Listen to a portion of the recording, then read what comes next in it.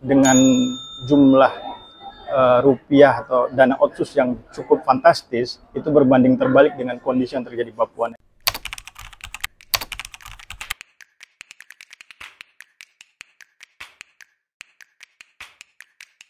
Menjadi anomali tersendiri, kenapa dengan jumlah rupiah atau dana otsus yang cukup fantastis, itu berbanding terbalik dengan kondisi yang terjadi di Papua. Nah, ini kan menjadi pertanyaan mendasar bagi kita, apakah sejauh ini otsus ini memang betul-betul bekerja secara maksimal? Karena kita melihat instrumen pemerintah dengan menggunakan otsus ini sebagai upaya untuk mengejar ketertinggalan di daerah-daerah tertentu seperti Papua misalnya, untuk menjadi pemerataan, ini saya rasa ini tidak bekerja secara maksimal. Nah, ini perlu ada upaya dari pemerintah untuk serius bagaimana ini bisa dikawal secara baik sehingga kekerasan konflik yang terjadi di sana itu bisa diminimalisir.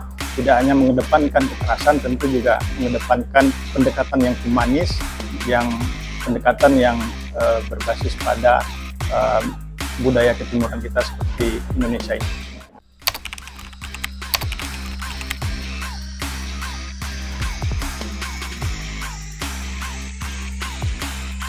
Saya melihat dengan dibuatkan daerah otonomi baru, ada 4 provinsi yang dimekarkan di Papua tersebut, saya melihat ini cukup optimis karena kita melihat ini adalah upaya pemerintah, bagaimana pemerintah bisa mendistribusikan pengkolokasian anggaran agar sampai di tingkatan paling bawah sesuai dengan tipologi daerah yang ada di Papua, yang ada tersebar di 7 wilayah adat ya. Nah, ini kan merupakan suatu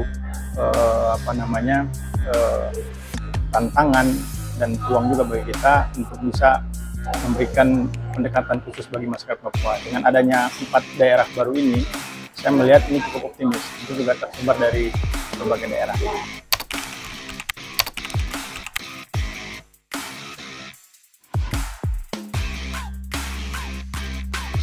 Peran internasional dalam upaya penyuaraan terhadap referendum Papua ini perlu disikapi secara serius, dan juga kita mendorong kepada Kemenlu tentunya untuk menjalin hubungan bilateral dengan negara-negara yang hari ini terindikasi terlibat dalam penyuaraan referendum itu seperti Vanuatu tentunya.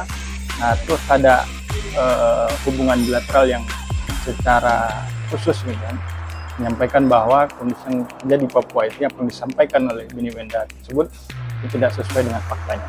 Terus juga perhatian pemerintah terhadap Papua ini sudah sangat lebih menurut saya, seperti digelontorkan otsus dan juga pendekatan-pendekatan yang melibatkan masyarakat Papua dan pendekatan yang sangat humanis. Tentunya ini menjadi catatan ya bagi Kemenlu tentunya agar bisa menyuarakan persoalan Papua ini dan membangun hubungan bilateral dengan dunia internasional mengenai sikap politik Indonesia terhadap referendum Papua tersebut.